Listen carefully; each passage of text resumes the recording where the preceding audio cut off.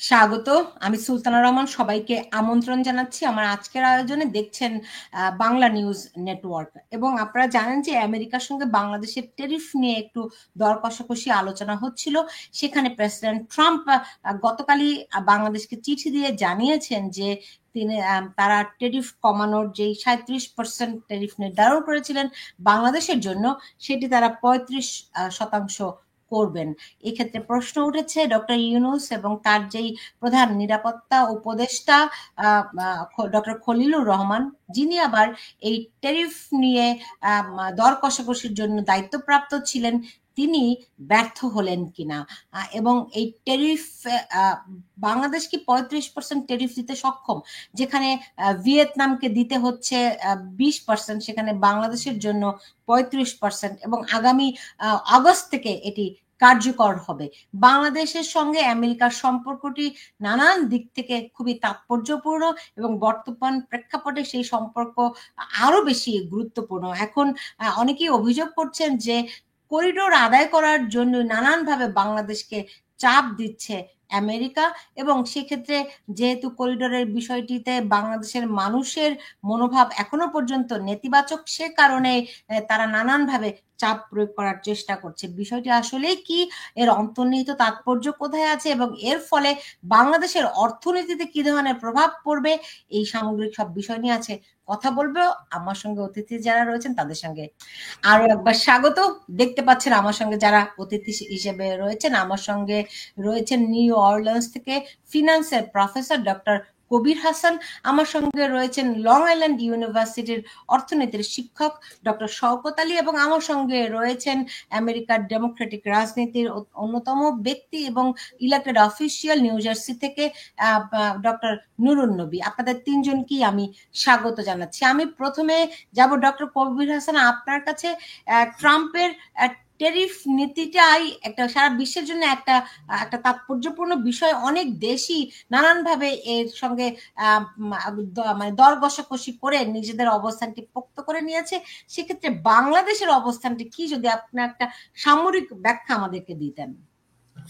দেখুন, ট্যারিফ যে policy Donald Trump নিয়েছে, যে লিবারেশন ডে, যে আপনি জানেন যে 3 মাস আগে, এবং রিসেন্টলি আবার যেটা করলো, এই ট্যারিফ ইন জেনারেল এই পলিসিটাই রং। এটা আমেরিকান ইকোনমিকে নেগেটিভলি এফেক্ট করবে, এবং সাথে সাথে বিশ্ব অর্থনীতিকেও নেগেটিভলি এফেক্ট করবে। আপনারা জানেন যে 4 তারিখে ওদের ওয়ান বিগ বিউটিফুল বিল পাশ করেছে। এটা যখন ওরা প্রণয়ন করে এই ট্যারিফ, এই হোল আইডিয়াটা ছিল যে ওখানে যে ডেফিসিটটা হবে, ট্যারিফ দিয়ে সেই ডেফিসিটটাকে সে অফসেট করতে যাচ্ছে। কিন্তু এটা করতে গিয়ে আমি জাস্ট আজকে একটা অ্যানালাইসিস পড়লাম, ইয়েল ইউনিভার্সিটি ইকোনমিক ল্যাব, যখন ডোনাল্ড ট্রাম্প ক্ষমতায় আসে তখন ইফেক্টিভ ট্যারিফ রেট ছিল, মানে আমদানি শুল্ক আমেরিকার পক্ষ থেকে 2.56%, এবং multiple time including the last one এখন এটা দাঁড়িয়েছে 15.6%, অলমোস্ট 6 to 7 টাইমস হায়ার। এবং ট্যারিফ হলো এক ধরনের ট্যাক্স, এটা আলটিমেটলি জনগণের উপরে যাবে, এবং জনগণ জীবনযাত্রার মানে পরিমাণ, মানে কষ্ট, মানে কস্ট অফ লিভিং ইনক্রিজ করবে। কিন্তু সবচেয়ে বড় কথা হলো যেটা আমেরিকান সামগ্রিক ইকোনমিক এফেক্ট করবে। ওয়ান এস্টিমেটে বলা হচ্ছে যে it will go $300 billion plus cost হবে, এবং এই ট্যাক্সটা ইজ অ্যান্টাই গ্রোথ। এটার সাথে আরেকটা আমেরিকান রাজনীতিও জড়িত। আপনারা কি জানেন কিনা জানি না, যে আমেরিকাতে 3টা ইকুয়াল ব্রাঞ্চের কংগ্রেস কিন্তু ট্যাক্স এবং স্পেন্ডার অথরিটি রাখে। ট্যারিফটা কিন্তু এক ধরনের ট্যাক্স, এটা ইনকাম ট্যাক্সের মতো না, কিন্তু ইট ইনডাইরেক্টলি একটা ট্যাক্স। এবং ইকোনমিস্টরা বলেন in general tariff is detrimental two economic growth. এটা শুধু যে এবারে হয়েছে তা না, আমেরিকান হিস্ট্রিতে আগেও একবার হয়েছে। ট্যারিফ বাড়ানোর কারণে ডেমোক্রেটিক পার্টি একসময় তাদের মানে মেজরিটি লুজ করেছে। এখন কামিং ব্যাক টু বাংলাদেশ, আমার মনে হয় বাংলাদেশ ব্যাপারটাকে সিরিয়াসলি নেয়নি, এবং এই মানে খলিলুর রহমান সাহেব অথবা কমার্স সেক্রেটারি ওনাদেরকে দিয়ে হবে না। এই নার্সিস্টিক প্রেসিডেন্ট ডোনাল্ড ট্রাম্প, হি নিডস মানে তার সেলফ মানে আহ, খুশির জন্য আর কি, তার মানে আত্মহমিকার জন্য সে লোকজনকে চায় যে তার কাছে এসে তার কাছে চাইবে, তার কাছে ব্যাক করবে। আমার মনে হয় এটা হাই টাইম আমাদের কেয়ারটেকার গভর্নমেন্ট বা ইন্টারিম গভর্নমেন্টের যে চিফ আছেন প্রফেসর মোহাম্মদ ইউনূসকে ব্যক্তিগতভাবে আসতে হবে। ব্যক্তিভাবে আসে তার কাছে দর করে কষাকষি করলে এটার একটা সুরা হতে পারে। আমি কি আরেকটু পিছনে যাই, এই আমাদের মোহাম্মদ ইউনূস সাহেবকে বোধহয় ডোনাল্ড ট্রাম্প খুব একটা লাইক করে না এই কারণে, যেহেতু ওনাকে হিলারি ক্লিন্টন অথবা ডেমোক্রেটিক এস্টাবলিশ লাইক করতেন। আপনারা জানেন যে আম, আহ, জো বাইডেনের মানে টার্মের শেষের দিকে উনি আমেরিকা এসেছিলেন, ওনাকে ভালোই সম্বর্ধনা দেওয়া হয়েছে এবং আমেরিকান কংগ্রেসে দুটো উনি মেডেল প্রাপ্ত। এই ব্যাপারগুলো তার ব্যাকগ্রাউন্ড মাইন্ডে কাজ করছে। অফকোর্স ইন্ডিয়ান লবি তো তার পেছনে লেগেই আছে। তো এই মুহূর্তে আমি জোরভাবে করব যে প্রফেসর ইউনূস সাহেব নিজে আসেন, যদি একটা একটা অবশ্য চাইলেই তো হবে না, তাকে ব্যাকডোর চ্যানেল করে আমেরিকা আসতে হবে। আসলে ডোনাল্ড ট্রাম্প পাগলা লোক, তাকে বোঝানো যেতে পারে যে দেখো আহ, মানে আমরা তোমাদের যে জিনিসগুলো চাচ্ছ, বেসিক্যালি চাচ্ছে যে আমেরিকা থেকে বোয়িং কিনা, সামাজিক সরঞ্জাম কিনা। আমি ঠিক এটার সাথে করিডোরের কানেকশনটা আমি খুঁজে পাচ্ছি না, অন্যরা হয়তো এটা বলবেন, কিন্তু আমার মনে হয় সেটা বড় কথা না। আমেরিকার থেকে ওরা গুডস এন্ড সাপ্লাইজ আনবে। আমি আরেকটা জিনিস বলি যে বাংলাদেশের যে প্রধান যে পণ্য রপ্তানি, যেটা গার্মেন্টস, 20% কিন্তু আমেরিকাতে আসে। আমেরিকার সাথে বাংলাদেশের ট্রেড ডেফিসিট আছে। মানে বাংলাদেশ আমেরিকাতে অনেক এক্সপোর্ট করে দেন, ইম্পোর্ট মানে আমেরিকার দিক থেকে বাংলাদেশের সাথে ট্রেড ডেফিসিট আছে, এবং সেটাকে কিন্তু মানে সমন্বয় করা যায়। আপনারা হয়তো জানেন যে recently towards the end of Hasina government ওরা কিন্তু এয়ারবাস থেকে ওরা প্লেন কিনছে। এতদিন কিন্তু বাংলাদেশের ইনফ্রাস্ট্রাকচারটাই ছিল বোয়িং এর। এখন বোয়িং যদি ওরা কিনে অথবা শুল্ক কমায়, এবং আমাদের ইন্টারমিডিয়েট গুডস অনেক আমেরিকা থেকে বাংলাদেশে যায়, সেগুলো যদি আনে, এবং আমরা কিন্তু আমাদের এক্সপোর্ট মার্কেটকে আরো বেশি এক্সপান্ড করতে পারি আমেরিকাতে। এই জন্য ডিপ্লোমেসি দরকার। এই ছোট লেভেলে হবে না, ট্রাম্প চায় একটু ওপরের লেভেলে। এমনিতে ট্রাম্পের মানে ইউনুস সম্পর্কে ভালো ধারণা বা ডেমোক্রেটিক এস্টাবলিশমেন্টের কারণেই নাই। সুতরাং তাকে ব্যক্তিগতভাবে আসলে আমার অনেকটা সুবিধা হবে। যদি না আসে, আমাদের যে ইম্প্যাক্ট, আমার স্টাডি বলছে বাংলাদেশের ইকোনমির গার্মেন্টস অ্যাবাউট 11 to 12% মানে ওদের মানে জিডিপির অংশ যে গার্মেন্টস, গার্মেন্টসের 20% আমেরিকা আসে, সেটা কিন্তু সাংঘাতিক এফেক্টেড হবে। আপনি যে কথাটা বলেন সুলতান আপা, যে ওরা ভিয়েতনামের দিকে চলে যাবে, ইন্ডিয়ার দিকে চলে যাবে, সাথে সাথে 4 মিলিয়ন পিপল, 4 মিলিয়ন, আবার 40 লক্ষ ও ও লোকজন কাজ করে গার্মেন্টস সেক্টরে, তার মধ্যে 60% ওমেন। এবং ওরা যদি চাকরি হারায়, এটা একটা সামাজিক অস্থিরতার সৃষ্টি হবে। এটা শুধু গার্মেন্টসই তো না, পোশাক মানে রেডিমেড গার্মেন্টস, এর সাথে ব্যাক চ্যানেল মানে সেক্টরাল অন্য কিছু চ্যানেল যুক্ত আছে। এটা একটা সাংঘাতিক ক্যাটাস্ট্রফি হবে। আমি এখানে থামছি, অন্য বক্তারা নিশ্চয়ই বলবেন। ডক্টর শওকত আলী, আমি জানি আপনি ডক্টর ইউনূসের খুব কাছের একজন এবং দীর্ঘদিনের আপনাদের সম্পর্ক। আপনি একজন অর্থনীতিবিদ। আহ, এরকম অনেক, ডক্টর ইউনূসও নিজেও একজন অর্থনীতিবিদ। তো তিনি কেন এই বিষয়ে লবি করার জন্য ডক্টর খলিলকে দায়িত্ব দিলেন? তিনি তো নিরাপত্তা উপদেষ্টা, তাকে নিয়োজিত করেছেন।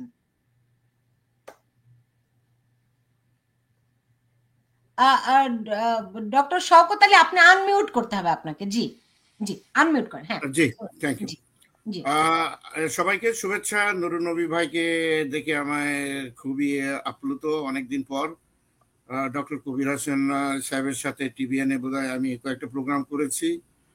আমি আশা করি আমাদের আলোচনা থেকে দেশ বা জাতি কিছুটা অন্তত হলেও উপকৃত হবে ইনশাল্লাহ।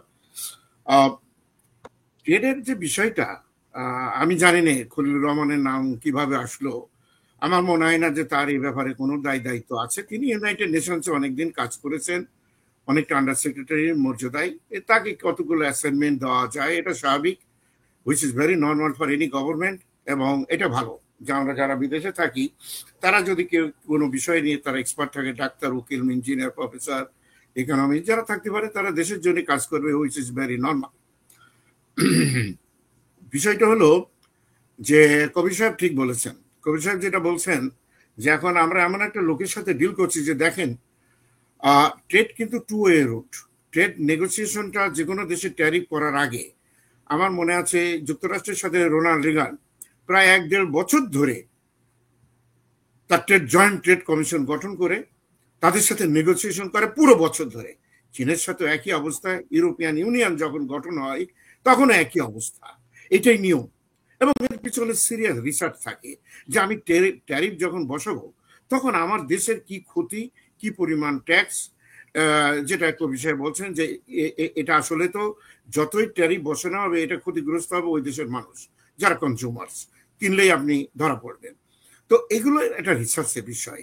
এখন ডোনাল্ড ট্রাম্প তো হিসাবে ধারে না। দেখেন আজকে উনি বলছেন যে উনি 11টা দেশকে চিঠি দিয়েছেন এবং উনি এর আগে বলেছিলেন যে সমস্ত দেশ এখানে আসতে হবে, 100টা দেশ তারা আসবে এবং আমার কাছে শুধুমাত্র কানাডা প্রধানমন্ত্রী আসছিলেন এবং সেখানে আপনারা জানেন এখানে তর্কাতর্কি হাতাহাতি হয়ে তাকে শেষ পর্যন্ত বললো you are nothing but a 51 state of United States বলে চলে গেছে। কিছুটা রিলিফ হয়েছে আপনার ব্রিটিশের সাথে, তাদেরকে কিছুটা ছাড় দেওয়া হয়েছে। That's all, simple is this. আবার এখন উনি বলছেন যে আমরা পোস্ট করবো। আজকের যে ক্যাবিনেট মিটিং সেখানে তিনি বললেন যে এটা আরো কনফার্ম না, আমি যে কথা বলেছি এটা। তার ধারণা যে সমস্ত লোক তার কাছে এসে একটা বেগিং করবে। ইন্টারন্যাশনাল ট্রেডে কিন্তু এটা হয় না, it's a two way road. আমি একটা কথা আগেই বলি, শুধু বাংলাদেশ নিয়ে আপনি দেখেন ডলার ভ্যালু কিন্তু সারা দুনিয়াতে ওনার এই ধরনের ইনডিসিশনের কারণে value of the dollar going very very আপনি স্লাইডিং ডাউন এভরিডে সারা দুনিয়াতে। সারা দুনিয়াতে ক্ষতিগ্রস্ত হবে বিভিন্নভাবে। একটা সুবিধা আছে যে যদি ডলার ভ্যালু কমে তাহলে আপনি এক্সপোর্টটা বাড়াতে পারেন। এখন বাংলাদেশে আপনি কি এক্সপোর্ট করেন? যা আপনি যদি ডলার ভ্যালু প্রোডাকশন কস্ট যদি কমে আপনি কি এই রপ্তানি করবেন? আপনি দেশে তো প্রোডাকশন কস্ট এমনি বেড়ে গেছে, কারণ আমরা এটাকে বলি টাইট লেবার মার্কেট। এই লেবার মার্কেটে এখন যে পরিমাণ লেবারের দরকার just to maintain the balance, the demand for the consumers, আপনার এই ধরনের লেবার আমরা পাচ্ছি না। অলরেডি আমরা সংকটের ভিতরে আছি। তাহলে আপনি নতুন ইন্ডাস্ট্রি আপনি কি করেছেন? অল্টারনেটিভ সিস্টেম ব্যবহার করেছেন? আপনি দেখেন কিছুদিন আগে আপনার জিএম থেকে শুরু করে অল ফোর্ড মোটর কোম্পানিগুলো তারা বলে দিয়েছে যে আপনি এই যে ট্যারিফ বসালেন আমাদেরই মার খাচ্ছি আমরা তো কোনো রকম এক্সট্রা ইনপুট আউটপুট আমরা কোনো ক্ষেত্রে আমরা এগিয়ে নাই। উনি এটা ক্যান্সেল করেছেন। তো এই যে ট্রায়াল অ্যান্ড এরর করছেন উনি, এতে শুধু বাংলাদেশ না সারা দুনিয়া ক্ষতিগ্রস্ত হবে। বাংলাদেশের যে বিষয়টা আমরা জানি না আসলে আমরা কিভাবে এটা ডিল করতে পারবো। এর আগেও দীর্ঘদিন থেকে যখন আমাদের জিপিআর সিস্টেম চালু বন্ধ হয়ে যায় তখন আমরা 10-12% ট্যারিফ দিয়েই কিন্তু আমাদের কাপড়গুলো এদেশে এক্সপোর্ট করা হয়েছে। এখন আরো বেড়ে গেছে। তো বাড়ার সাথে কোনো করিডোর বা এর সাথে কারো কোনো সম্পর্ক নেই। ওই একটা কথা বলে না, যুক্তরাষ্ট্রের মতো যদি বন্ধু থাকে তার বেশি শত্রুর কোনো বেশি দরকার হয় না। তা এর সাথে আপনি ডিলটা করবেন কি করে? আমি এখানে একটা কথা বলি, আপনারা যে ওপেন মার্কেট ইকোনমির কথা আমরা যেটা শুনেছি 90s শুরু হয়েছে, এটা কিন্তু 100 বছরের প্রচেষ্টার ফল।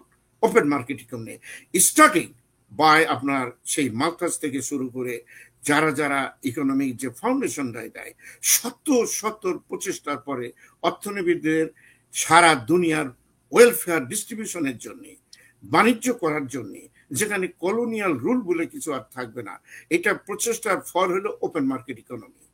এতে দেখা গেল যুক্তরাষ্ট্র তাদের দুটো সুবিধা পেয়েছে। আপনি দেখেন আমরা ক্লাসে পড়ানোর সময় আমরা বলি থ্যাঙ্কস টু মাও জেদুং, চাইনিজ চেয়ারম্যান। যদি উনি কমিউনিজম না করতো, যেভাবে মাস প্রোডাকশন হচ্ছে, যেভাবে তৈরি হতো, হ্যাঁ, তা না হলে যুক্তরাষ্ট্রের কনজিউমার এতদিন না খেয়ে মারা যেত, তারা কিছুই পেত না।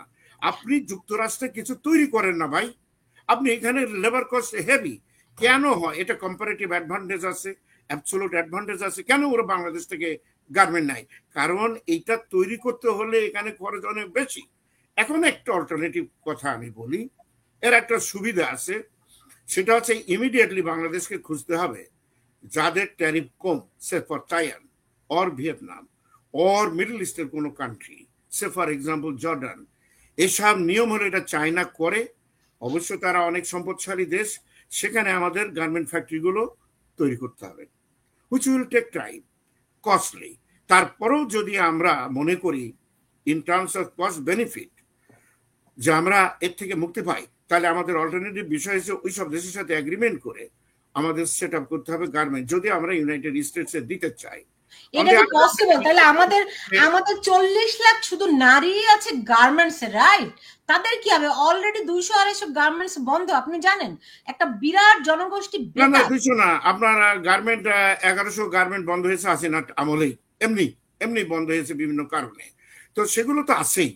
তো এখন কথা হলো না, যে এখন এগুলো আপনি যেটা বলছেন, যদি আপনার আপনার এগুলো চায়না কিংবা ভিয়েতনামে নিয়ে যেতে হয় টেরিফের জন্য, তাহলে দেশের অবস্থাটা কি হবে আপনি তো বুঝেন। না না, অফকোর্স অফকোর্স, সেটা আমার মাথায় রয়ে গেছে, কিন্তু তারপরেও যদি আপনি কিছু কম ট্যারিফে দেশে রপ্তানি করতে চান, তাহলে এটা একটা অল্টারনেটিভের কথা আমি বলছি, করতে হবে, নট নেসেসারি, ওকে, কিন্তু একটা এবার অল্টারনেটিভ আপনি কথা আমাকে হবে। একটু বলুন তো, ভিয়েতনাম কিংবা ইন্ডিয়া কিংবা অন্যান্য দেশ যাদের উপর ট্যারিফ আরোপ করেছিল, তারা তো আগে 3 মাসের পর, মানে যখন 3 মাস আগে যখন ঘোষণা করলো, তারা তো সঙ্গে সঙ্গে এটাকে পিক করে তারা লবিস্ট নিয়োগ করেছে, যেমন করে হোক দেন দরবার করে তারা সেটেল ডাউন করেছে। এখানে আমাদের একটা একটা কথা বলে আপা, আপনার কথাটা ঠিকই আছে। এখানে আরেকটা কথা, এটা তো ট্রেড নেগোসিয়েশন, আমরা তো অনলাইনে এসব ট্রেড নেগোসিয়েশন করছি না। আমাদের ডক্টর আপনি খলিলুর রহমান কি আপনি করলেন? না না না, খলিলুর রহমানকে আমরা আইডেন্টিফাই করেন, হু ইজ হি? আপনি সোজা একটা কথা, যুক্তরাষ্ট্রকে ঘোষণা করবে প্রফেসর ইউনূস সাহেব, আমার শ্রদ্ধেয় শিক্ষক, তিনি বলতে পারেন there will be no tariff on US goods and services importing Bangladesh. আমাদের ট্যারিফের দরকার নেই তো যুক্তরাষ্ট্রের, আমাদের মার্কেটের দরকার।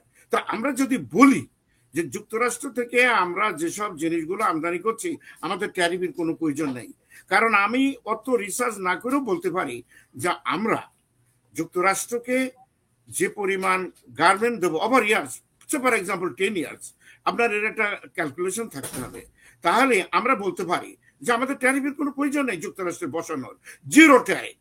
তো জিরো ট্যারিফ যদি হয়, তাহলে আপনি বাংলাদেশ থেকে তো ট্রাম্প খুশি হওয়ার কথা। ইয়েস, এটা সিরিয়াস নেগোসিয়েশনের প্রয়োজন, এটা ডক্টর ইউনূস সাহেবের হয়তো নিজেই ডাইরেক্ট ইনভলভ হতে পারে।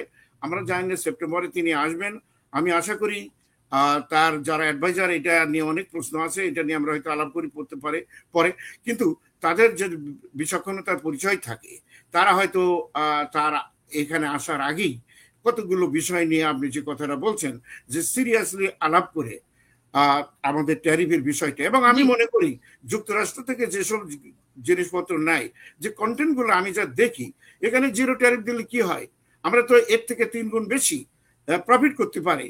যদি আমরা ইম্পোর্টিং ট্যারিফ আমরা দেবই না যুক্তরাষ্ট্র, যাও যুক্তরাষ্ট্র তুমি কি প্রোডাকশনটা করো না ভাই, দেখি তুমি কি কি আমাদের দেশে দিতে পারো। It's a simple. আপনার সরকারের দায়িত্বটা কি? সরকার কিন্তু একজন ব্যবসায়ী, ব্যবসায়ী কার সাথে? For the state. আমরা বারবার এগুলো দেখেছি, ব্যর্থতা পরিচয় আমরা দিয়েছি। তো এখন যদি তারা সিরিয়াস হয়, তাহলে আপনি যে কথাটা বলছেন যে রিমেনিং গার্মেন্ট ইন্ডাস্ট্রিটা আমরা টিকে রাখতে পারবো এবং আমরা এক্সপোর্ট করতে পারবো। আমাদের কিন্তু অল্টারনেটিভ দেখতে হবে। ইউরোপিয়ান ইউনিয়নের সাথে আমাদের ভালোই মার্কেট আছে, কিন্তু তাদের সাথে যোগাযোগ করতে হবে। তারপরে ইনপুট আমাদের দেশেও তৈরি করতে হবে, যেমন তুলা, এই জিনিসগুলো বাইরে থেকে এক্সপেন্সিভ হচ্ছে, যেটা আমরা যুক্তরাষ্ট্র, পাকিস্তান, ইন্ডিয়া, জাপান থেকে আমরা আমদানি করি, এগুলো আমাদের দেশেই তোলার কিন্তু আমাদের প্রকৃত অনেক, বিশেষ করে উত্তরাঞ্চলে আমরা এগুলো অল্টারনেটিভ তৈরি করতে হবে। Yes, it is correct. এর জন্য আমাদের ভালো একটা গভর্নমেন্ট লাগবে। সেই ইলেকশন ফিলেকশনে আমি ধারধারি নেই। আজ হোক কাল হোক, যখন আপনি ক্ষমতায় আছেন, হুকুমতে আছেন, একদিনের জন্য থাকলেও এই আমাদের সুন্দর দেশটাকে পরিচালনা করার দায়িত্ব কিন্তু আপনার। সুতরাং আপনি কি হবে না হবে সেটা চিন্তা না করে, you must start it now for the interest for the Bangladesh and the Bangladeshi people. আমি এটা বলে করছি। ডক্টর নুরুন নবী, আপনার কি মনে হয় for the interest of Bangladesh যেটা বলছেন ডক্টর শওকত আলী, ডক্টর ইউনূস সেটি কাজ করছেন? আমি প্রথমেই আপনাকে ধন্যবাদ জানাচ্ছি আজকের এই অনুষ্ঠানে আমাকে আমন্ত্রণ করার জন্য। বিশেষ করে দুজন বিজ্ঞ ইকোনমিক্স এর প্রফেসর উনি আলোচনা করছেন। আমি ইকোনমিক্স এর লোক নই, তো আমি সাধারণ জ্ঞানে দু একটি মন্তব্য করব। আমরা সবাই জানি যে সব দেশেরই ফরেন পলিসি নির্ধারিত হয় ব্যক্তির স্বার্থে, জাতীয় স্বার্থে, সেই দেশের স্বার্থে। তো ডক্টর ডোনাল্ড ট্রাম্প যখন প্রেসিডেন্ট হয়, ইলেকশনের সময় সে এক কথা বলেছে, তার চরিত্র আমরা জানি, এখন আরেক কথা বলছে। আর উনি যেভাবে রাষ্ট্র পরিচালনা করছেন সেইভাবে একটা রাষ্ট্র চলতে পারে না। রাষ্ট্রের কতগুলো নিয়ম থাকে, সেই নিয়মে রাষ্ট্র চলে। একটা ব্যক্তিগত ইচ্ছা অনিচ্ছায় উনি যা মুখে আসে তাই বলে, আবার পরিবর্তন করে। তার ঘনিষ্ঠ বন্ধু এলন মাস্ক তাকে যে ক্ষমতায় নিয়ে আসলো তার সাথে বিরোধ বেঁধেছে। এখন উনি বলতেছেন যে তার নাগরিকত্ব ক্যান্সেল করে সাউথ আফ্রিকা থেকে পাঠাবে। এটা তো একটা রাষ্ট্রনায়কের কথা না। তো আমেরিকার পলিসিটা কি আমরা সবাই জানি, সেটা হলো দুনিয়াতে আধিপত্য বিস্তার করা এবং অর্থনৈতিক স্বার্থ, এবং আধিপত্য বিস্তারের সাথে অর্থনৈতিক স্বার্থ রিলেটেড। আমেরিকা এই ফরেন পলিসিটা তারা ডিটারমিন করে দুই ভাবে। একটা হলো আন্তর্জাতিক তাদের যে রাইভাল সুপার পাওয়ার রাশিয়া, চায়নার সাথে রিলেশন করতে গেলে তখন অন্য দেশের সাথে কিভাবে কি করতে হবে সেইটা একটা ফ্যাক্টর। আরেকটা হলো মিডল ইস্টে ইসরায়েলের স্বার্থ। ইসরায়েলের স্বার্থের জন্য তারা অন্য দেশের সাথে কি করবে, ইসরায়েলের স্বার্থ রক্ষার জন্য কি করবে। আমি কথা বলছি ছোটখাটো দেশের ব্যাপারে। তো যেমন ইসরায়েলের স্বার্থ রক্ষা করতে গিয়ে আমেরিকা তেলেরও আধিপত্য বিস্তারের জন্য যে এই পলিসির সাথে সংযুক্ত ছিল। তারা ইরাককে ধ্বংস করেছে, এখন লাগছে ইরানের পিছনে, লিবিয়া ধ্বংস করেছে, ইয়েমেনের পিছনে লেগেছে, ইরাককে ধ্বংস করেছে, ইরানের পিছনে এখন লেগেছে। তো এই দৃষ্টিকোণ থেকে বাংলাদেশের সাথে ইউএস এর কি রিলেশন হবে সেটা ডিটারমিন করতে হবে আমাদেরকে। কারণ আমেরিকা বাংলাদেশের আমি যে এক্সাম্পল গুলো দিলাম সেই জিওপলিটিক্যাল জায়গা বাংলাদেশ পড়ে না। বাংলাদেশ পড়ে কিসের জন্য? চায়নার সাথে ইউএস এর কি রিলেশন হবে সেইটার ব্যাপারে বাংলাদেশ কতটুকু সাহায্য করতে পারবে আমেরিকাকে, সেইটার উপরে ভিত্তি করে সেই ট্যারিফই বলেন বা অন্যান্য ব্যাপারে সহযোগিতাই বলেন, সেটার উপর নির্ভর করবে। তো এখন আমরা সবাই জানি যে আমেরিকা ইন্দো প্যাসিফিক রিজনে তাদের আধিপত্য বিস্তারের জন্য চায়নাকে মনে করে একটা রাইভাল, ইন্ডিয়াকেও মনে করে, কিন্তু ইন্ডিয়ার সাথে তাদের একটা আন্ডারস্ট্যান্ডিং রয়েছে। তো চায়নার সাথে তাদের আধিপত্য বিস্তারের যে প্রতিবন্ধকতা সেগুলো দূর করার জন্য তারা বাংলাদেশের কাছে কিছু সাহায্য চায়, ফেভার চায়। একটা সেন্ট মার্টিন দ্বীপ তারা ব্যবহার করতে চায়, চিটাগাং পোর্টের আধিপত্য নিতে চাচ্ছে, রাখাইনের যে করিডোর নিতে চাচ্ছে। এই সমস্ত ব্যাপারে বাংলাদেশ সরকার যদি সাহায্য করে তাহলে ট্যারিফ ভিয়েতনামের মতো বা তারও কম হতে পারে। কিন্তু সাহায্য যদি না করে 37% কেন, তারও বেশি ইম্পোজ করতে দ্বিধাবোধ করবে না। তো যে আমেরিকার যে পলিসি, ইলেকশনের আগে ডোনাল্ড ট্রাম্প বলতো জিরো টলারেন্স টু রিলিজিয়াস বা ভায়োলেন্স, তারপরে বলতো মাইনরিটি রাইটস, গণতন্ত্রের কথা, কিন্তু এখন আর সেগুলো বলছে না। এখন কি বলছে? যে 35% ট্যারিফ দিতে হবে। কারণ খলিলুর রহমান উনি একজন আমেরিকান নাগরিক, তাকে দায়িত্ব দেওয়া হয়েছিল আমেরিকার যে স্বার্থগুলো সেগুলো দেখভাল করার জন্য, সে চেষ্টাও করছিল। কিন্তু যখনই রাখাইনের সেই যে করিডোর দেওয়ার প্রস্তাবগুলো গোপনে ইমপ্লিমেন্ট করা হচ্ছিল, তখন এটা যখন জানাজানি হয়ে গেল তখন বিএনপি সেটার বিরোধিতা করে, আওয়ামী লীগ সেটার বিরোধিতা করে, এবং সেনাবাহিনী কঠোর ভাষায় সেটার বিরোধিতা করে যে এই যে কি হচ্ছে সেনাবাহিনী কিছু জানে না।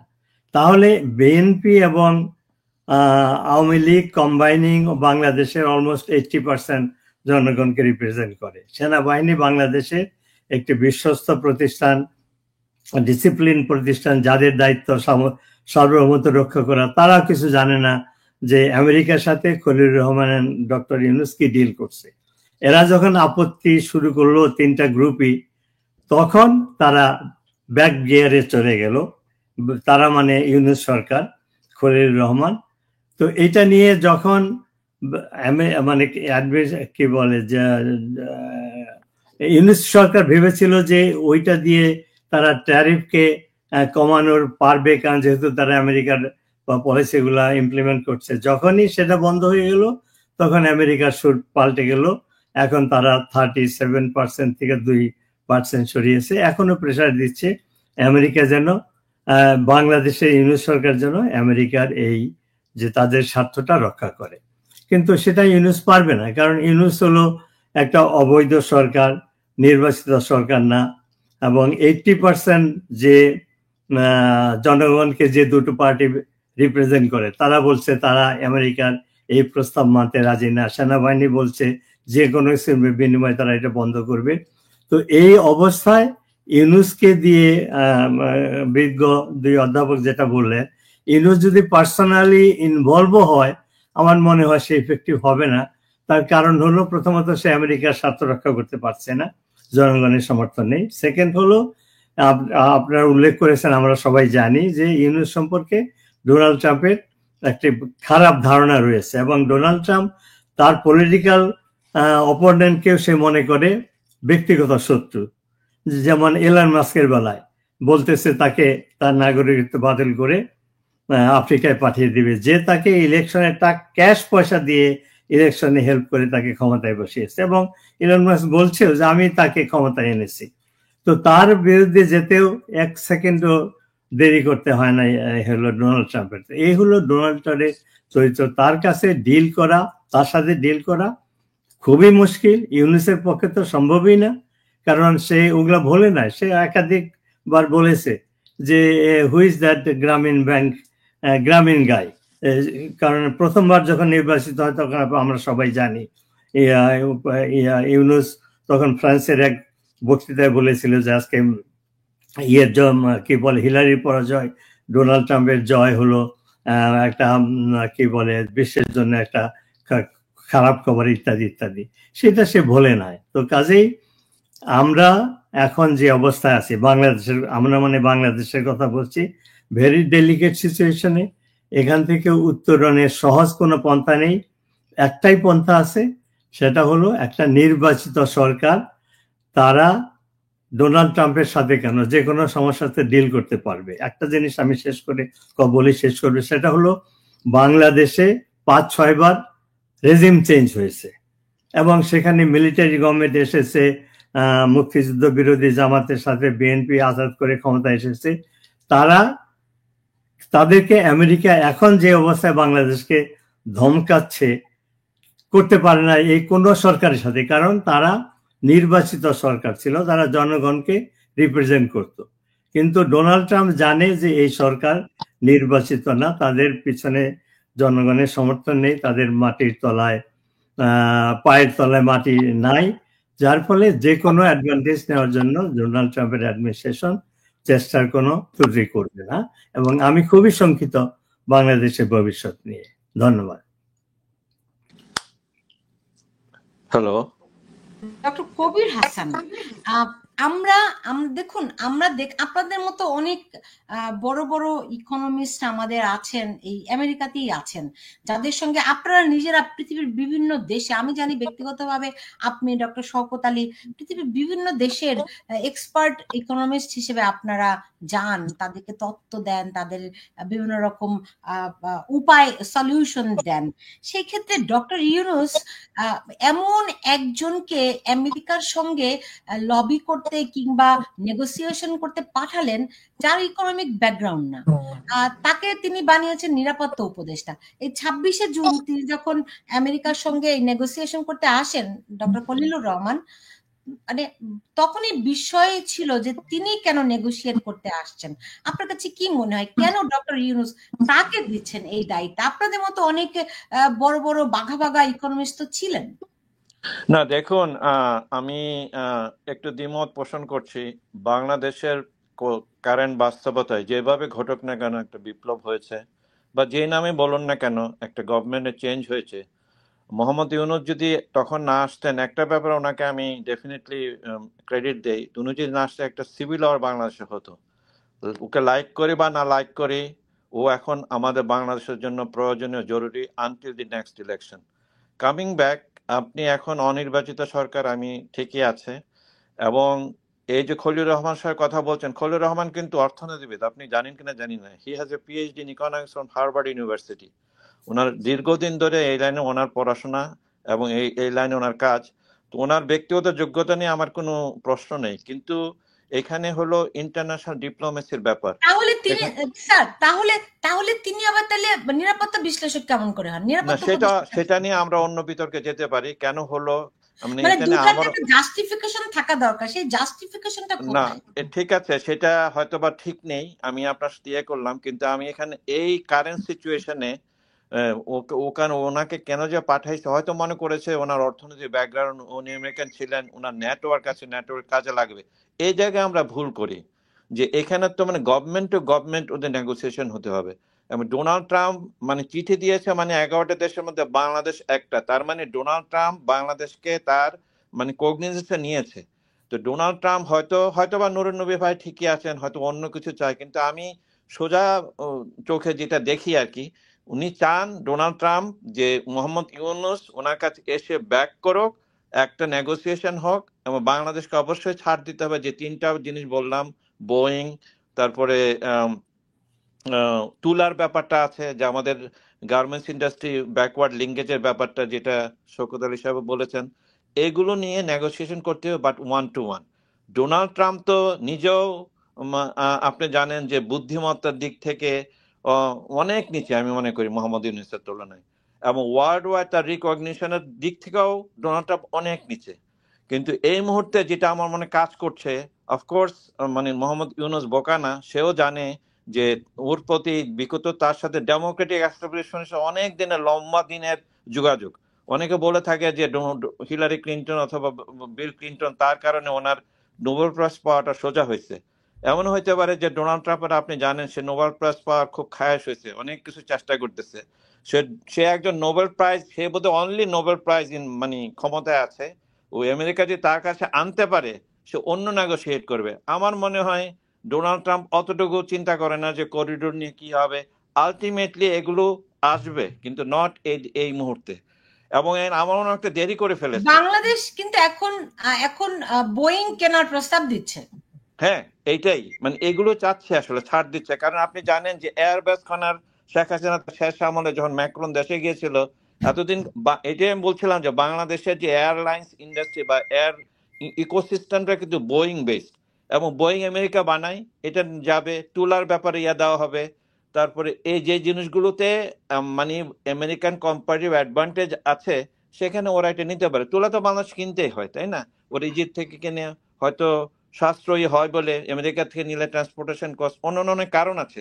কিন্তু এই ব্যাপারগুলো আমি আর্জ করব প্রফেসর মোহাম্মদ ইউনূসকে ব্যক্তিগতভাবে সুযোগ করে আসা, ডোনাল্ড ট্রাম্পের সাথে দেখা করা। আপনি দেখবেন এটা ম্যাজিকের মতো কাজ করবে, এবং এইটা না হলে বাংলাদেশের সমূহ ক্ষতির সম্ভাবনা আছে। আরেকটা জিনিস আমি বলি, একটু আমেরিকান যে এই পলিসিটা রং।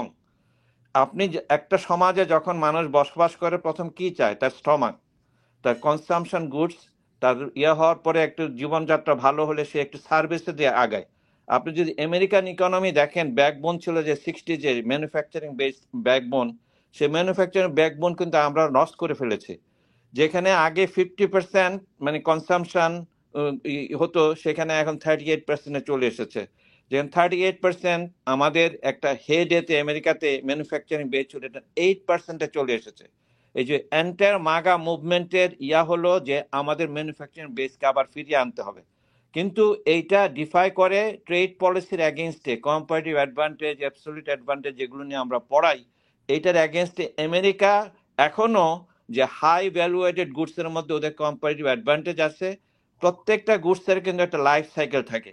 আপনি যদি জাপানের কথা বলেন, জাপান কিন্তু একসময় আমাদের শার্ট বিক্রি করতো, তারপরে এটা জাপান উন্নত হলো, তারা একটু ভ্যালু চেনে একটু উপরে গেল, আস্তে আস্তে উপরের দিকে ভ্যালুয়েটেড প্রোডাক্টের দিকে গেল। সেইভাবেই ট্রেড এগোয়, সবার জন্য এটা মঙ্গলজনক হয়। তবে এইটা ঠিক যে আমেরিকা আসলেই open door compare to the other countries. আমি বললাম না যে effective tariff rate about less than 3%, এবং ডোনাল্ড ট্রাম্প মনে করেছে যে আমি ট্যারিফ বৃদ্ধি করে আমি যে আমার যে ডোমেস্টিক যে ট্রেড আমার বাজেট ডেফিসিট আছে সেটাকে আমি কমাতে পারবো। সেই পলিসিটা ইটসেলফ ইজ রং। এটা বুমেরাং করবে আমেরিকান ইকোনমি, এবং আমেরিকান ইকোনমি যদি বুমেরাং করে, এটা will boomerang the rest of the economy too. কারণ আমেরিকান ইনকাম বড় country, yes it's the number 1 country in terms of everything. এখন আমেরিকার মানুষের যদি ক্রয় ক্ষমতা কমে যায়, তারা ইম্পোর্ট কম করবে, এটা বাংলাদেশ কেন সব কান্ট্রিকে এফেক্ট করবে। আমার কাছে এখন এটা বিরাট প্রশ্নবোধক চিহ্ন, এতদিন কেন ওরা অপেক্ষা করলেন? এতদিন এই সিম্পল ট্রুথটা কেন আমাদের মানে পলিসি মেকারদের মাথায় গেল না? আরেকটা তো আছেই, একটা কমন ক্রিটিসিজম আছে ইনক্লুডিং মি, যে প্রফেসর ইউনূস সাহেবের আশেপাশে যারা আছেন অনেকেই বলে যে একটা অঞ্চলের, অনেকে একটা বলে যে ওনার কাছের ঘরের লোকজন। তো এই ব্যাপারগুলো নিয়েও একটু চিন্তা ভাবনা করা উচিত। অনেক অনেক তার মানে অ্যাডভাইজার কাউন্সিলে যারা আছে অনেকে অপদার্থ, কাজ করছে না, কেন যে আছেন ওনারা সেটাও জানি না। আমার মনে হয় যে খলিলুর রহমান হয়তো আমরা ব্যক্তিগতভাবে অনেক চিনি বলে অথবা ব্যাকগ্রাউন্ড জানি বলে আমরা করি, কিন্তু who is Khalilur Rahman in the sense যে আমেরিকান ডিপ্লোম্যাটিক কনটেক্সটে, বায়োল্যাটারাল ট্রেড নেগোসিয়েশন কনটেক্সটে উনি তো একটা বিরাট বিরাট কেউ না, কেউ তাকে চিনে না, তাই না? কিন্তু মোহাম্মদ ইউনূসকে চিনে, মোহাম্মদ ইউনূসকে ডোনাল্ড ট্রাম্পও চিনে।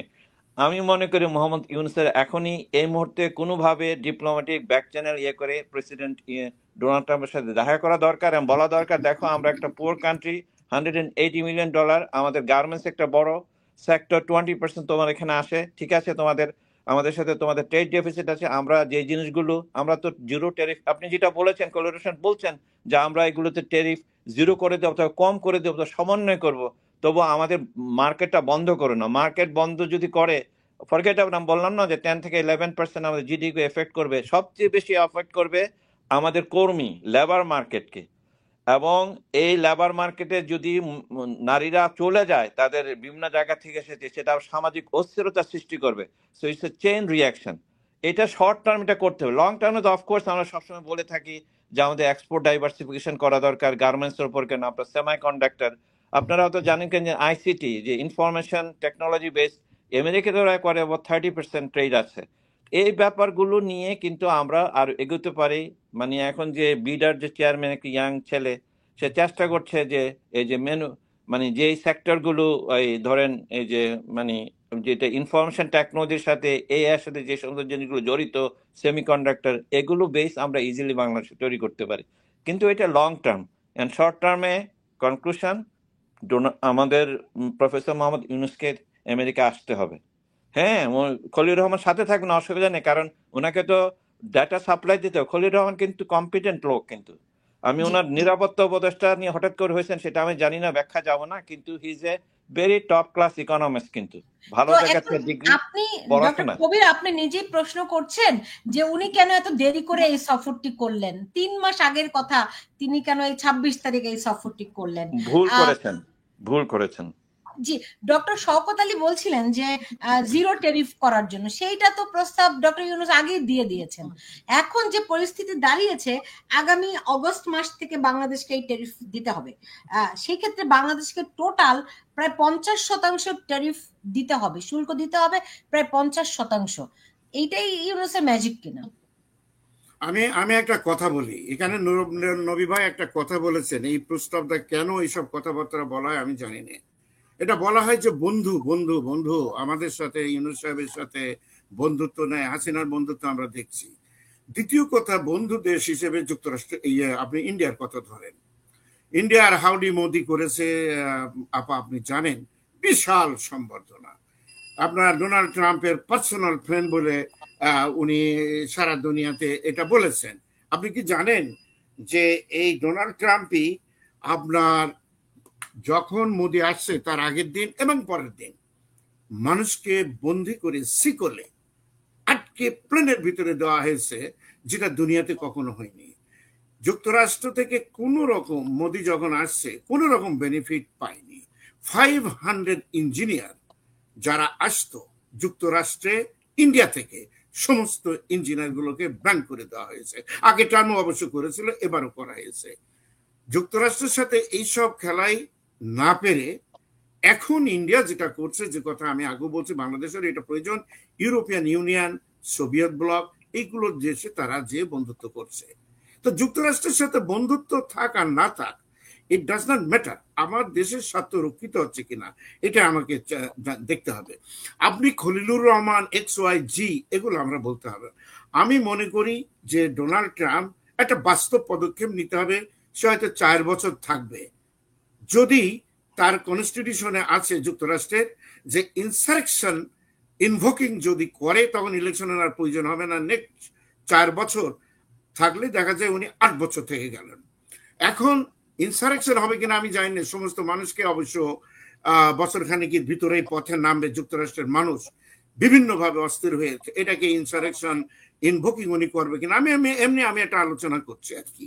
তো এখানে যদি উনি থাকেন তা আমি মনে করি গোটা চারিক, যেটা কবি সাহেব বলছেন আমি একমত, এগুলো আমি আলোচনাও করেছি, 3-4টে বোয়িং এর অর্ডার দেওয়া উচিত ইমিডিয়েটলি, নেগোসিয়েশন করার আগেই এটা দেওয়া যেতে পারে, একটা টোপ দিতে হবে।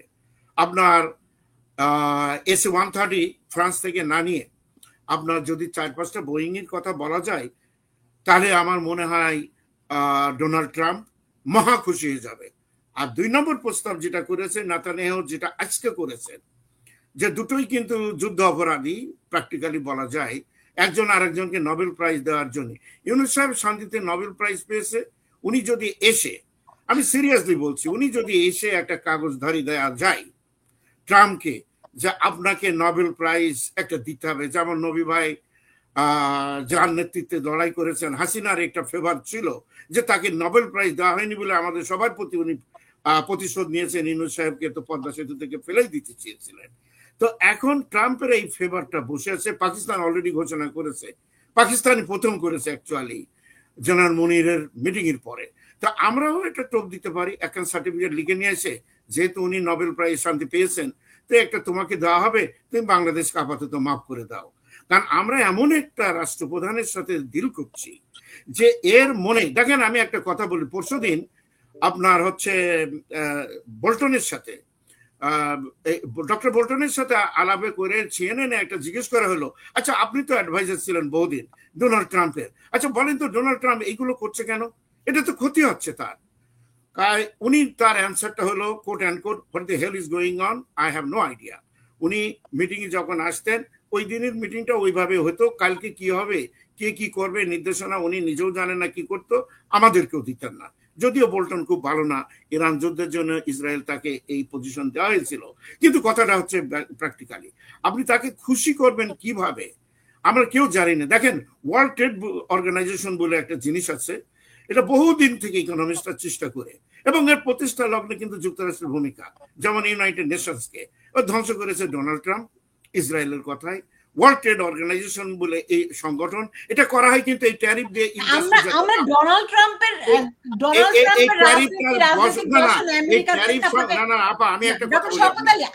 আমার প্রশ্নটি আসলে বাংলাদেশ কেন্দ্রিক। আপনি একটু দেখুন, আপনি বলছেন সমাধান হিসেবে বলছেন আমাদেরকে একটা টোপ দেওয়া উচিত যাতে করে আমরা বোয়িং কিনি, রাইট?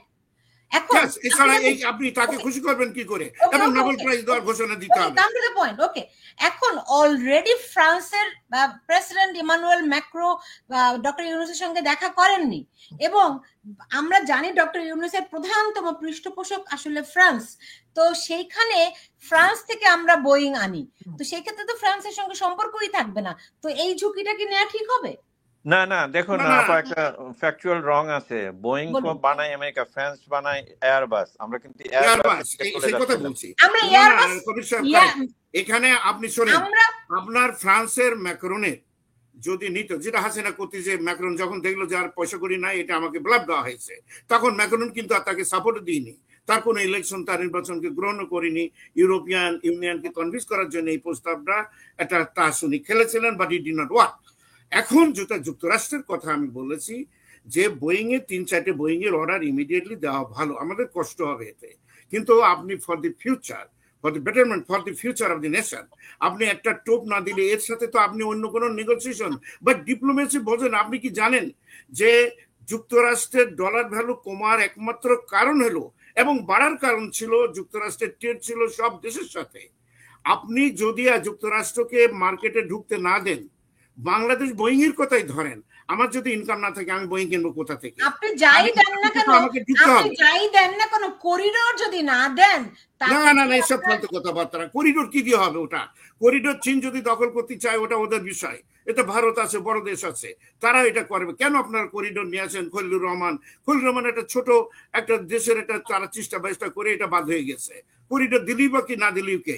চীনের সাথে কি পরিমাণ বন্দিত্ব, $1.5 ট্রিলিয়ন বড় করে খেয়ে যুক্তরাষ্ট্র যে দেশে আমি আপনি থাকি, আমরা বিশ্বাসী চীনের মানে দয়ার পরে এই এই এই দেশের সম্পর্ক যুক্তরাষ্ট্রের যে ট্রেড বাণিজ্যের ক্ষেত্রে, যুক্তরাষ্ট্রের সাথে ট্রেড বাণিজ্যের ক্ষেত্রে প্রায়োরিটি দেশ হিসেবে চাই না। আমি সে দেশের সাথে বন্ধুত্ব নষ্ট করব কেন যুক্তরাষ্ট্রের কথাই? আর যুক্তরাষ্ট্র ওখানে ঢুকতে হলে পারবে? আপনি ইরাক আক্রমণের কথাই বলি, সেখানে তো ভারত বলেছিল গোয়াম দেব না, দিয়াগো গার্সিয়াতে আমি দেব না, আমার এয়ারপোর্ট ব্যবহার করতে দেব না বোম্বে। কি হয়েছিল? যুক্তরাষ্ট্র আমরা বাধা দিলেও যুক্তরাষ্ট্রের কিছু যায় আসে না।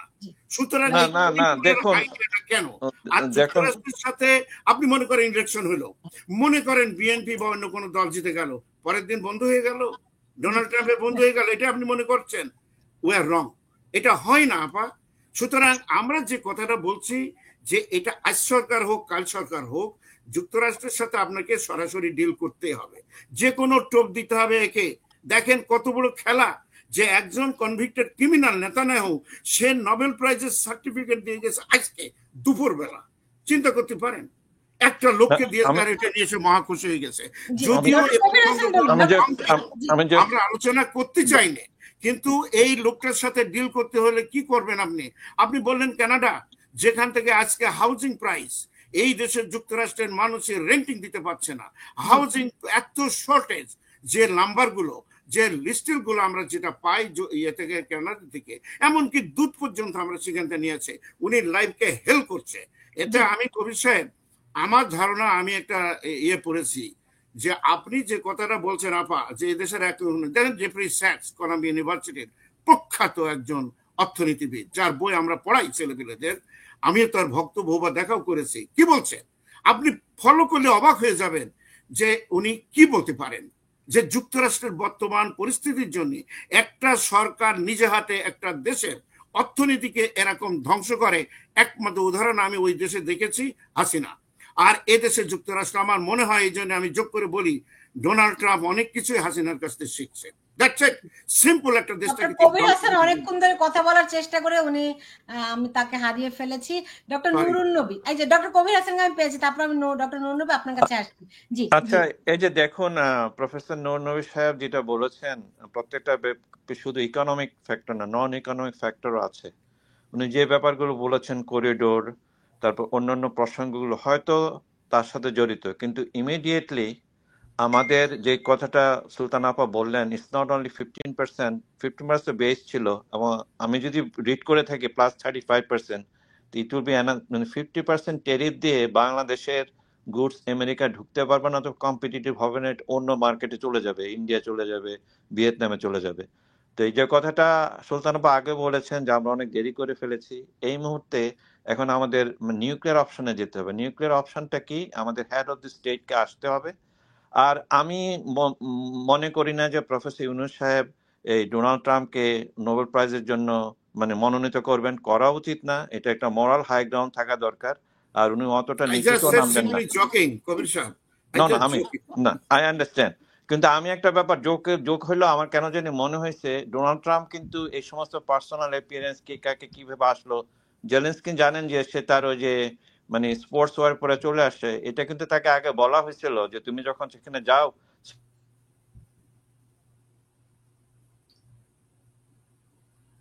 আমরা শুনতে পাচ্ছি না আপা, আমরা কোনো কথা শুনতে পাইনি। ডক্টর কবির হাসান শুনতে পাচ্ছি না আপনার কথা। আমরা শুনিনি ডক্টর কবির হাসান, আমিও আপনার কথা শুনতে পাচ্ছি না। আচ্ছা, ডক্টর কবির হাসান আপনি ডিসকানেক্টেড হয়ে গেছেন। জি, ডক্টর কবির হাসান ডিসকানেক্টেড হয়ে গেছেন। মাইক্রোফোনে অসুবিধা থাকতে পারে, বা এলস বানাই ডিসকানেক্টেড। ডক্টর কবির হাসান আপনি ডিসকানেক্টেড হয়ে গেছেন, আমরা শুনতে পাই না। ডক্টর কবির হাসান আপনাকে শুনতে পাচ্ছি না। যাই হোক, এটা একটা শুধুমাত্র দেখেন, অর্থনীতি তো রাজনীতির বাইরে নয়, আর বিশ্ব রাজনীতি, ডিপ্লোম্যাসি, এগুলি তো একটা একটার সঙ্গে সম্পর্কিত। ডক্টর নুরুন নবী, আপনি কি বলতে পারেন গত, এই প্রশ্নটি আপনাকে করা সঙ্গত নয়, তারপরে আমি করি, যে গত 1 বছরে ডক্টর ইউনূসের অর্থনীতিতে তার সাফল্যটা কি আছে? না, আসলে এটা কবির সাহেবও উল্লেখ করেছেন, আপনিও উল্লেখ করলেন। ইউনূস সাহেবের হাতে যখন দায়িত্ব দেওয়া হলো, একটা আধুনিক রাষ্ট্রে একটা রাষ্ট্রকে স্টেবল করতে দুটো জিনিস করতে হয়। একটা হলো ল অ্যান্ড অর্ডারের ইমপ্রুভমেন্ট বা স্ট্যাবিলিটি, আর একটা হলো অর্থনীতি। ডক্টর ইউনূস এই দুটোর কোনোটাই করেন নাই। আপনারা যে প্রশ্ন করছেন যে আগে কোনো উদ্যোগ কেন নেওয়া হয় না, কারণ ইকোনমিক প্রায়োরিটি ডক্টর ইউনূসের না, অর্থনৈতিক অবস্থা ছাড়াও আইন শৃঙ্খলার স্ট্যাবিলিটি সেটাও না। এখনো প্রতিদিন রেপ হচ্ছে, ঘরের ভিতরে যারা মহিলারা বাস করে তাদেরকে ঘরে ঢুকে রেপ করা হচ্ছে, লোকজনকে কি বলে এটাকে মব ভায়োলেন্স এর মাধ্যমে হত্যা করা হচ্ছে। কাজেই ডক্টর ইউনূসের ইকোনমিক প্রায়োরিটি ছিলই না বললে চলে। তা না হলে কবি সাহেব যেটা বলছেন আগেই তার উদ্যোগ নেওয়া উচিত ছিল। তো এখন বাংলাদেশের যে অবস্থা দাঁড়িয়েছে এটা খুবই খারাপ অবস্থা। ইউনূসের অনেক দায়িত্ব ছিল, সেই দায়িত্ব সে পালন করেন নাই। আইন শৃঙ্খলা এবং অর্থনীতির দিকে নজর না দিয়ে তিনি অন্য বিষয়ে নজর দিয়েছেন। মুক্তিযুদ্ধের ইতিহাস, মুক্তিযুদ্ধের নেতা, মুক্তিযোদ্ধাদেরকে কিভাবে অপমান করা হবে, মুছে ফেলা হবে। উনি তো আমেরিকা এসে বলেই গিয়েছেন যে সেট বাটন পুশ করে এই ইতিহাসকে মুছে ফেলা হবে। এগুলোর দিকে উনি নজর দিয়েছেন, এখনো দিচ্ছেন, যার ফলে আমরা আজকে এই অবস্থায় দাঁড়িয়েছি। তো আমি মনে করি যে এই অবস্থা থেকে উত্তরণের একমাত্র উপায় হলো যে বাংলাদেশের জনগণের কে যারা রিপ্রেজেন্ট করবে একটা নির্ধারিত সরকার, সে যে দলেরই হোক না কেন, তারাই গত 50 বছরে যেমন বাংলাদেশের স্বার্থ রক্ষা করেছে বিভিন্ন সরকার, তারাই বাংলাদেশের স্বার্থ রক্ষা করতে পারবে। ডোনাল্ড ট্রাম্পের মতো লোককে ফেস করতে পারবে, অন্য কেউ পারবে না, ইউনূস তো পারবেই না। ধন্যবাদ।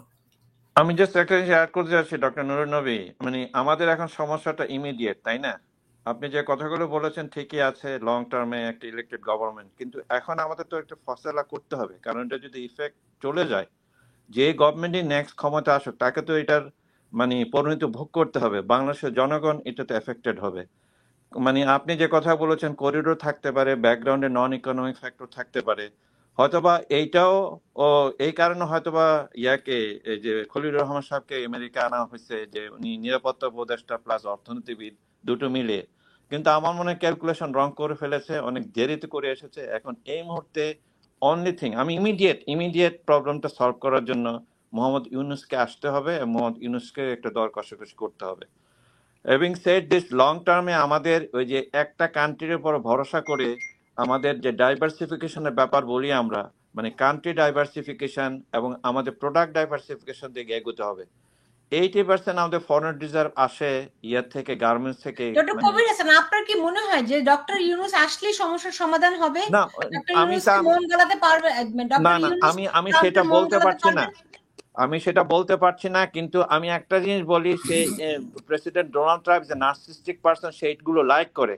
সে আমি যেটা বললেন নুরুন নবী সাহেব অথবা শোকরের সাহেব, কেউ জানে না তার অ্যাডভাইজাররা কখন সে কি করে। রাত্র 3টা সে মানে টুল সোশ্যালে দিয়ে তার রাজ্য চালায়।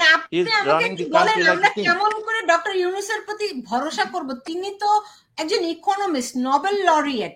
কিন্তু আপনি আমাকে বলুন তো, শুধু এই একটা ক্ষেত্র নয়, গত 1 বছরে তার অর্থনীতিতে সাফল্য কি আছে? আমাদের জিডিপি 3-এ নেমে গেছে, রাইট? না দেখুন, বাংলাদেশের অবস্থা যে শেখ হাসিনা গভর্নমেন্ট, আপনি ইউ হ্যাভ টু গো মানে ফ্যাকচুয়াল, তাই না? বাংলাদেশের ইকোনমিকে শেখ হাসিনা ধ্বংস করে দিয়ে গেছে, ব্যাংকিং সেক্টরকে লুটে পুটে তার লোকরা খেয়ে গেছে। আমি একটা ব্যাপারে বলতে পারি, যেহেতু আমি অর্থনীতি ফিনান্সের লোক, যে মানে মোহাম্মদ ইউনূস অ্যাটলিস্ট সেটাকে একটু ঘুরে দাঁড় করিয়েছে। অ্যাটলিস্ট এরা খারাপ হচ্ছে না, এটা ভালোর দিকে যাচ্ছে। একটা মানুষ, মোহাম্মদ ইউনূস তো পলিটিশিয়ান না, সে একটা গ্রামীণ ব্যাংক চালিয়েছে, সেখানে সে মহা অধিকর্তা, তাই না? একটা সংগঠন চালানো, একটা দেশ চালানো এক না। যেই প্রবলেমটা আমরা আমেরিকার বেলায় দেখছি, Donald Trump is a businessman, he was never a politician. এই জন্য সে দেশ চালাতে যে এটিকেট আছে, সে এটিকেটও ঠিকভাবে ধরে রাখতে পারতেছে না। এই যে নেতানিয়াহু আসছে, কথাবার্তা বলতেছে, নেতান আপনি কি জানেন যে ইসরায়েলের সাথে আমেরিকার যে মানে ট্রেড ট্রিটি আছে, তার মানে 0% ওরা ওদের পণ্য আদান প্রদান করে। তারপরে এই যে যখন লিবারেশন ডেতে ইসরায়েলের উপর 17% কিন্তু ট্যারিফ আরোপ করেছিল। নেতানিয়াহু আইসা বলছে যে আমরা তোমাদের সব করে 0 করে দিব, তারপর দেখবেন ইসরায়েলের সাথে তাদের 0%। এই যে বুচারকে যেইভাবে সম্মান করা, আপনি তার বডি ল্যাঙ্গুয়েজ দেখেছেন? ইটস লাইক মানে নেতানিয়াহু আসছে, সে উইন করেছে, সবার সাথে যেভাবে কথা বলতেছে, বলছে he is the king, not America. যে এই ধরনের জিনিসগুলো হয় কিভাবে, এগুলো হয় একটা লং টার্ম এরিয়া। আমেরিকার ইকোনমি, ইন্টেলিজেন্সিয়া বলেন, একাডেমিক্স বলেন, অর্থ বলেন, যেখানেই বলেন, সেখানে যে জুইশ টিভিগুলো যেভাবে স্ট্রং এবং জুইশ পপুলেশন যেভাবে স্ট্রং, আপনারা নিউ ইয়র্ক সিটিতে থাকেন, আপনারা নিজে জানেন। এটা কি একটা প্রশ্ন হতে পারে যে আপনি ইলেক্টেড হওয়ার পরে কোথায় যাবেন? সবাই বলে আমি ইসরায়েলে যাব। ইসরায়েলের সাথে আমি থাকি নিউ ইয়র্ক সিটিতে, নিউ ইয়র্কের সমস্যা নিয়ে আমি সমাধান করব, আমাকে ইসরায়েলে যায় মানে হিজরত করে আসতে হবে যদি আমি নিউ ইয়র্ক সিটির হই। তাহলে তারা আমাদের সমাজে রন্ধ্রে রন্ধ্রে কিভাবে ঢুকে পড়েছে। আমাদেরকে এগুলো লং টার্ম স্ট্র্যাটেজি নিতে হবে, কিন্তু এটা লং টার্মের ব্যাপার। আস্তে আস্তে আমি বিশ্বাস করি যে বাংলাদেশের জনগণ খুব ক্রিয়েটিভ, তারা এটা করতে পারবে। এখন মোহাম্মদ ইউনূসকে তুলোধুনায় করে কোনো কিছুই আমাদের ঠিক না, অনেক কিছু ভুল হয়েছে আমাদের। ধরেন এই যে 32 নম্বর জ্বালিয়ে পড়ে দিয়েছে, এই ব্যাপার আমার মনে হয় এগুলো আমি ডিসলাইক করতে পারি, অনেক কিছু আছে তাই না, কিন্তু এগুলো তো আমাদের ন্যাশনাল ট্রেজার, একটা হিস্ট্রির অংশ। কেউ যদি মনে করে 32 ইজ ব্যাড, এটা থাকুক, থাকলে সে ঘৃণা করতে পারবে। এখন আপনি জ্বালিয়ে দিচ্ছেন এই ব্যাপারগুলো, এগুলো ভুল তো আছে, এগুলো না আমরা অনেক তর্ক করতে পারি, কিন্তু এই মুহূর্তে আমাদের তো দেশে বাঁচাইতে হবে তাই না? আপনি কি বুঝতে পারছেন, গার্মেন্ট যদি 10 করে, এমনিতে আমাদের অর্থনৈতিক অবস্থা ভালো না। এটা শুধু ইউনূসকে দোষ দিয়ে লাভ নেই, ইউনূস কিন্তু ইনহেরিট করেছে একটা ভেরি উইক ইকোনমি। এটা যদি আরো খারাপ হয়, আমরা সবাই এফেক্টেড হব। আমি জানি আমাদের সবার, যারা অডিয়েন্সের সবারই আত্মীয় স্বজন বাংলাদেশে আছে, তারা কষ্টে থাকবে, জীবনযাত্রার মান বেড়ে যাবে, ইয়াং জেনারেশনের চাকরি বাকরি হবে না, সামাজিক অস্থিরতা বাড়বে। এই জন্য আমি বলতেছিলাম যে প্রফেসর মোহাম্মদ ইউনূসকে আনলে এটা একটা লাভ হবে কি হবে জানি না, কিন্তু আমার বিশ্বাস, যেহেতু সে নার্সিস্টিক লোক, সেটা লাইক করে একজন নোবেল লরেট এসে আমার কাছে ব্যাক করতেছে। মোহাম্মদ ইউনূস কাজ নিজের জন্য করবেন না, একটা কান্ট্রির জন্য করবেন, বাংলাদেশের জন্য করবেন। আমার মনে হয় এটা একটা কাজ হতে পারে। ডক্টর হ্যালো, নুরুন নবী, এটা কতখানি সঙ্গত যে শেখ হাসিনা ব্যাংকগুলোকে ধ্বংস করে দিয়েছেন এবং সেটি বরং ডক্টর মোহাম্মদ ইউনূস অনেকখানি সঠিকভাবে রেখেছেন? এগুলো তো আমরা তো 1 বছর যাবত শুনছি এগুলো হলো রেটরিক, কোনো প্রমাণ কেউ দিতে পারেনি যে লক্ষ লক্ষ হাজার হাজার কোটি টাকা ইউনূস হাসিনার সময় বিদেশে গিয়েছে। কেন প্রমাণ দিয়েছে? প্রমাণ দিতে পারেনি। লন্ডনে এসেছিল ইউনূস, কি বলেন, দুদকের চেয়ারম্যানকে নিয়ে এগুলো ইনভেস্টিগেট করার জন্য। রেজাল্টটা কি? আমি একটা ব্যাংকের খোঁজ খবর জানি, আমার ইনভেস্টমেন্ট আছে ব্যাংকে, সেই ব্যাংক ঠিক মতো চলছে। তো এই পলিটিক্সে রেটরিক ব্যবহার করা হয় কোনো প্রমাণ ছাড়াই। এখন 1 বছর আগে, গত বছরের 4 অগাস্টে বাংলাদেশের অর্থনীতি কি ছিল, এখন কি অবস্থায় আসে, সেটা তুলনা করলেই তো হয়।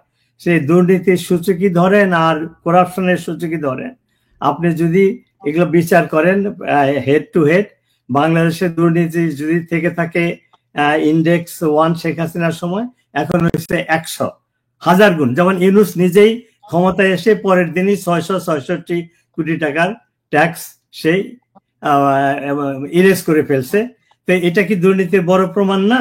শেখ হাসিনার বিরুদ্ধে এরকম কোন প্রমাণ দেখাতে পারবে? এগুলো হলো রেটরিক্স। আমরা খোঁজ খবর জানি না, আমরা না জেনে এই সমস্ত বলি। প্রমাণ হবে যে কোনগুলো সত্য কোনগুলো মিথ্যা। এই ইউনূস যখন থাকবে না, তখন এগুলা সব প্রমাণ হবে যে কোন আমলে কতটুকু দুর্নীতি হয়েছিল, অর্থনৈতিক অবস্থা, বাংলাদেশের মানুষের জিনিসপত্রের দাম ক্রয় ক্ষমতার বাইরে গেছে, স্টারভেশনে মানুষ মরতেছে। আপনি রাস্তাঘাটে যখনই রিক্সার কথা বলবেন যে আমরা আগেই ভালো ছিলাম, আমরা জিনিসপত্র কিনে খেতে পারতাম, এখন মানুষ না খেয়ে আছে। তারপরে লক্ষ লক্ষ শ্রমিক বেকার। এটা এই ইন্ডাস্ট্রিগুলো কিসের জন্য বন্ধ হয়েছে? বন্ধ হয়েছে ভায়োলেন্সের জন্য, মব ভায়োলেন্সের জন্য, চাঁদাবাজির জন্য। এক একটা ইন্ডাস্ট্রিয়ালের কাছে চাঁদা চাওয়া হচ্ছে, চাঁদা না দিলে দোকান বন্ধ, ফ্যাক্টরি বন্ধ। গাজী ইন্ডাস্ট্রির প্রায় 80,000-90,000 শ্রমিক ছিল, সেগুলো সব পুড়িয়ে দেওয়া হয়েছে, সেই কারখানা বন্ধ, শ্রমিকরা না খেয়ে আছে, তাদের কোনো খোঁজ খবর নাই। যে দরবেশ নামে যিনি পরিচিত, তার উপরে 100,000 এমপ্লয়ি আছে, তার কোম্পানি কারখানাগুলো বন্ধ। এগুলো কে বন্ধ করেছে? এই মব ভায়োলেন্স করে বন্ধ করা হয়েছে। এগুলো তো ইউনূস চালু রাখতে পারতো। যদি দুর্নীতি করে থাকে, দরবেশের শাস্তি হতো, গাজীর শাস্তি হতো, কিন্তু উনি এটাকে ধ্বংস করতে দিয়েছেন মব ভায়োলেন্স ইন্ট্রোডিউস করে। আজকে বাংলাদেশের অর্থনৈতিক এই অবস্থা। তো কাজেই যারা এই বাংলাদেশের বর্তমান অর্থনৈতিক অবস্থার জন্য শেখ হাসিনাকে দায়ী করেন যে উনি ইনহেরিট করেছে খারাপ অর্থনীতি, দ্যাট ইজ নট ট্রু।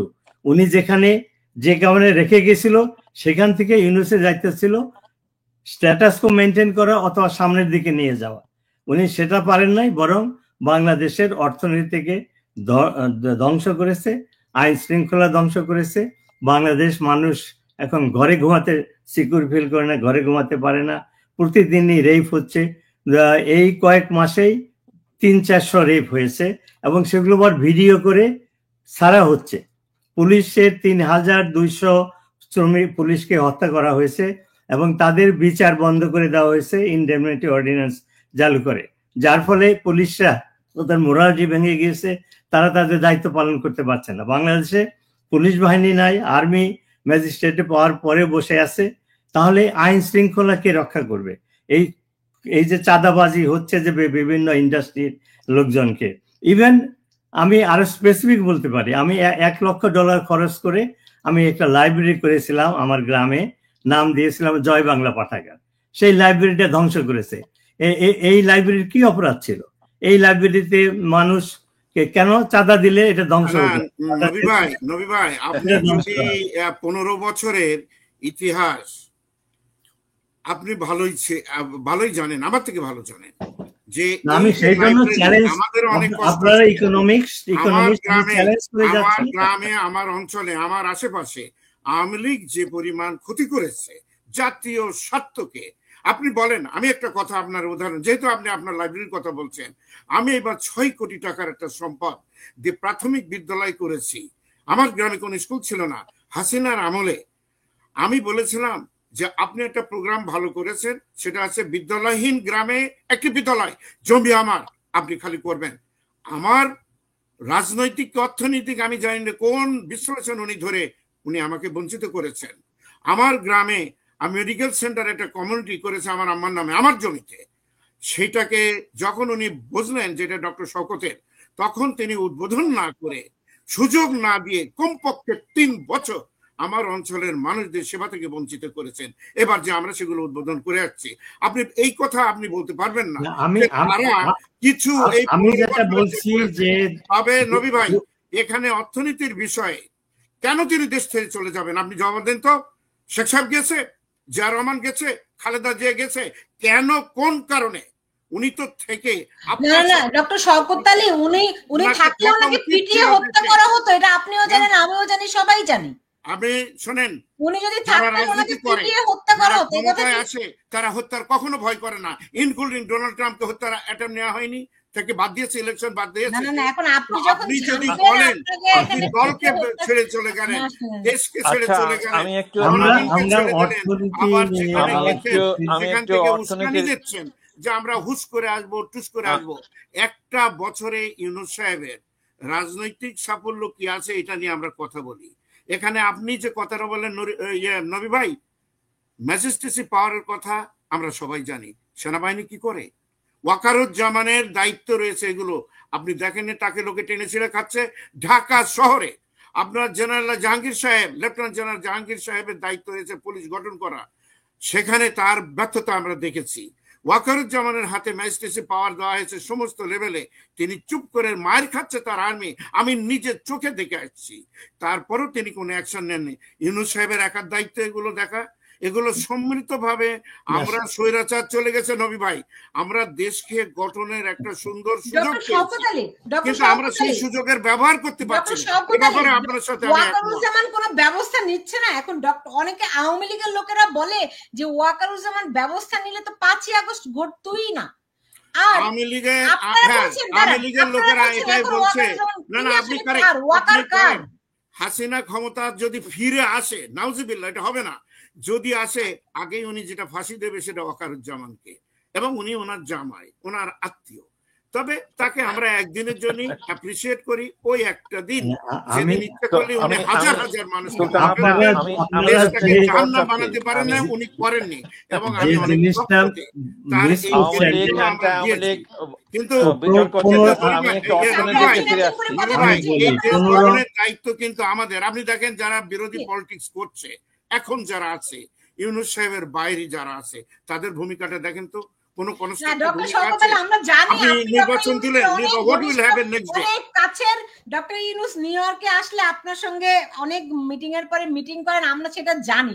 কিন্তু তারপর বাংলাদেশটাকে আমরা সবার আগে তুলে ধরি যে বর্তমানে বাংলাদেশের যে আইন শৃঙ্খলার পরিস্থিতি, সেই পরিস্থিতিতে এই দায়িত্ব তো তাকেই নিতে হবে। ধরেন নিতে হবে, ছাত্ররা কারেক্ট, মারা আই গেছে, এগ্রি, তাদেরকে আমি তো এগ্রি। নিশ্চয়ই শেখ হাসিনা নিজে গিয়ে গুলি করেননি। যেমন করি হোক তারা মারা গেছে এবং দেশের প্রধানমন্ত্রী হিসেবে সেটা দায়িত্ব শেখ হাসিনারই ছিল।